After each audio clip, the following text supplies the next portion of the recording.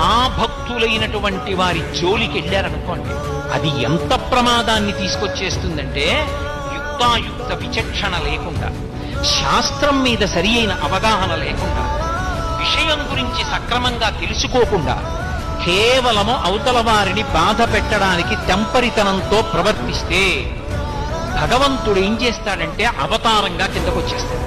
మాంసనేత్రంతో చూడడానికి యోగ్యంగా కిందకొస్తాడు. ఇప్పుడు ఎందుకు వస్తాడో తెలుసా? అసలు ఆయన అలా రావడానికి కారణం ఏమిటో తెలుసా? ఆయనే చెప్పుకున్నాడు, పరిత్రాణాయ సాధూనాం, పరమ భాగవతోత్తములైన వారిని రక్షించడానికి వస్తాను. అలా వినాశాయ చ దుష్కృతాం, ఆ వాళ్ళని బాధ పెట్టిన వాళ్ళని చీల్చి చెండాడడానికి ఓ రూపంతో కిందకు వచ్చేస్తాడు. అంటే ఈశ్వరుడు కూడా ఉద్వేగం పొందేది ఎప్పుడు అంటే భాగవతుల జోలికి నువ్వు వెళ్ళావా, ఆ హింస కట్టి కుడిపేస్తుంది, ఈశ్వరుణ్ణి దింపేస్తుంది భూమి మీదకి. అంత క్రోధానికి కారణమవుతుంది. అది సామాన్యమైన దోషం కాదు.